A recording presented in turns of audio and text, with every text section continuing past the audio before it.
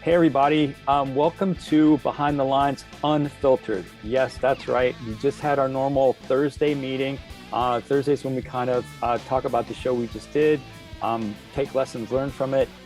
We stole a term called CBBs from DreamWorks. Stands for Could Be Betters.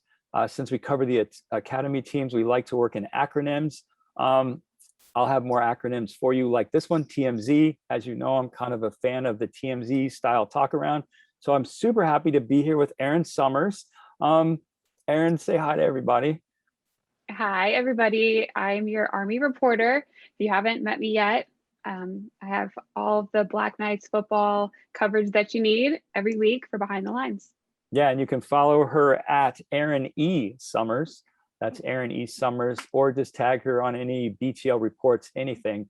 But you know what happens to us, and this happens in the preseason special, I mentioned it in the show, is we end up with so much great material and we just don't have time to include it in our show. Erin, you had a great piece in this coming up show. The show will post on our website on Friday morning. It will air throughout the country in 110 million homes. You can find a list of where it's airing on broadcaster cable on our website. That's behindthelinestv.com, behindthelinestv.com. Erin, you did this really great piece, and at the end of the piece, you pointed out that there's some history between these teams. Let everybody know what happened. So the last time that Army saw Georgia State was in 2019, and usually Army doesn't have a lot of the same opponents because they don't play a conference slate like a lot of people. But for them against the Panthers, this game, not too distant of a memory for them and not a good one, as Georgia State came up on top 28-21, but it was really in a crushing fashion that the Black Knights lost this game. Final minute, under a minute to go in the game, and quarterback Kelvin Hopkins throws an interception at the 3-yard line, and that ends Army's chance to tie the game up. And eventually, as seconds ticked off the clock, Georgia State comes out with the win. So just really big upset, since Georgia State was not favored to win that game as an FCS school versus an FBS opponent. Definitely was not what was to be expected, with Army going into the Atlanta area to play that game. Yeah, definitely. And Coach Monken describes it as they were not able to secure the win, which I think is a really interesting play on words there. Yeah, well, I think it's fair. We can call it maybe then an upset. We can use the U word here. Mm-hmm. Well, listen, so this week had an opportunity to talk to Coach Elliott from Georgia State and ask him specifically about that game. Here's Coach Elliott. Coach Graham Knight from Behind the Lines. We cover the academy football teams. I want to talk to you a little bit about the game 2 years ago. Had a dramatic finish in Georgia State's favor. Talk to me a little bit about that game, and then tell me a little bit about how you think or what you have to do to prepare for the triple option team versus a traditional game. Well, 2 years ago is just like it is now. It's highly anticipated, bringing an Army here to Georgia State Stadium, at that time now Center Park Stadium, and we were very, very fortunate to come out on top. I don't think there was a punt in that game 2 years ago. I believe we fumbled inside the 5, and then after that we scored on every possession, and then they threw the interception late there in the fourth quarter, and we picked it off. Our cornerback Quavian White picked it off to kind of solidify the victory right there. But it was a very hard fought game. Anytime you face a military academy, or you got to know what you're in store for. I mean, players, they don't give up, they don't quit, they come after you. Play after play after play. They've got that mentality that's driven into them to really persevere and push through adversity, and they sure did that evening. And it was a great contest. I remember it rained about 5 inches before the game, and it just made for a really good environment. And looking forward to this, matchup is no different. People they tend to point out that we have a little bit more time to prepare for the triple option because it's the first game of the season. I don't care how long you got to prepare for it. I mean, it's one of those things that's very difficult to prepare for. And our coaching staff has to be on point. Our players have to be on point defensively. So I anticipate another really, really good football game. The great thing about this is, they bring in the top ranked defense from a year ago. ball control offense that can run the football and hit you with the play action pass. And I think they're really, really good on special teams. I think, people don't even point out these things, but they blocked 7 kicks a year ago on the PAT or field goal attempts. And so they're very, very well coached and got a lot of great respect for those guys. I mean, anytime you come in here and you play a team like Army, you certainly understand what they all go through while at the academy, and then the pile that's football on top of it. My hat's off to them, and I have all the respect for them. Yeah, Coach, thank you. Well, it'll be interesting to see how Army comes into this game after the 28-21 victory Georgia State took last year. Thanks for your time. Thank you. Sorry, 2 years ago. Yes. Yeah, so Aaron, obviously, I recently did an interview with a guy who was lamenting the loss that Army had to Navy. And he's like, unfortunately, Army lost that game something like, Navy took it 40-something to 0 or something like that.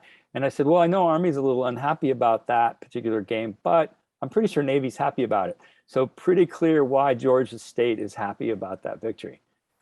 What's really funny about it too is that some of the Army players and some of the Georgia State players that are on the current team were a part of that game and remember that game. You look across the board, you have people like Cedric Cunningham, Jabari Moore, Eric Smith, and then Jacoby Buchanan, and of course your punter and Zach Harding, all a part of that 2019 Army squad. All remember those feelings of going there because the game was at Georgia State, will be at Georgia State again, and coming away with that gut-wrenching loss. It's kind of a part of a bad part of the season for Army, and they definitely don't want to start the season this year off in that similar fashion. Yeah, well, one of the things you talked about in your piece, and I would invite everybody to see our show, like I said, it posts Friday morning, behindthelinestv.com, or you can catch it in 110 million different places, provided you live in that many places. But, the funny thing is right after I talked to Coach Elliott about his victory, I had a chance to talk to Coach Monken about the same thing. Here's what he had to say. Let me take you back 2 years, an interception on the 3-yard line in the last minute of the game, 28-21. How much does this frame this upcoming game? Is it become much more of a grudge match? How do you approach that? Oh, I don't know. I mean, it just, we had made some plays in that game and we made some mistakes in that game. And I think they did too. They made fewer mistakes than we did. And that interception, we were driving and we had a guy wide open on the sideline, and unfortunately we didn't find him, and that happens. I mean, there's a lot for those guys to look at. And I think we were just trying to push it down there and get a guy to make a play, and unfortunately we didn't. They came up with the interception and secured the victory. So hopefully this time around, if we got a guy open, we'll find him and we'll be able to make a play. But it wasn't just that play. There were a lot of plays throughout that game that we could have made and didn't, and a lot of plays that they made and give them credit. So I think it just comes down to two teams doing what they do, and hopefully we can run the ball effectively and do a good job of stopping the run and play good on special teams. And hope that'll be good enough. And that's just really our style of play. So we're going to find out on Saturday. And like I said, it's going to be a real challenge because they've got a well-coached, very talented team that's had a lot of success. Yeah, well, so there you have the two sides. Obviously, Georgia State elated by the victory in that game. Coach Monken, obviously not so happy about it, but very diplomatic. I admire his presence in that particular moment and given that question. Anyway, you ended your piece in this week's show with a very interesting line. And I'll just give you the last 3 words. I'll give you the acronym since we're trying to be an academy team, STS. Does Army have an STS in this particular situation? I think you're talking about score to settle, and Yeah. Yes, I would think so, because like we mentioned, some of those players still on this squad still remember that, and Georgia State, obviously they're going to use that to their advantage, think that they can come back, do it again in 2021, and hopefully for Army that's not the case.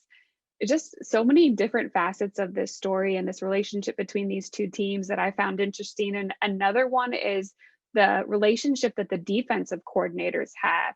So Georgia State's defensive coordinator, Nate Fuqua, actually he played at Wofford as a nose tackle under Army's current defensive coordinator, Nate Woody. So Nate Woody was the defensive coordinator at Wofford at the time. And then they ended up coaching together for a few years after Fuqua graduated from school there. They've learned from each other. Fuqua's definitely learned a lot from Nate Woody, and they've stayed in touch. They're good friends. They compare notes. They talk a lot. They have the same philosophies. So these guys know each other really well and know what to expect from both of their defenses. Yeah, that's an interesting connection. So there's a behind the lines extra for you.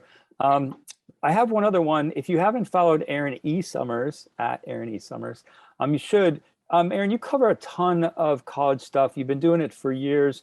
That's not to say that that's not an age thing. There's no age reference in there, but that's an experience reference. What I'm curious about is if you're Georgia State and you're coming into the game with this kind of big, last minute big play, does that give you more momentum than the Army coming into it with an STS? What's your take on that, given all your college experience? It definitely depends on how both coaches decide to play off of that. Do you talk about that moment? Do you say, hey, we did it before, we can do it again? Or do you say, Army's going to come in here and want revenge, we have to be ready for it? And kind of say we have to play even harder than we did in that 2019 game. So for Georgia State, they could kind of play it a few different ways. And if anybody's familiar with Coach Monken, he always will say the past is the past. It doesn't mean anything. We have to take care of business right now.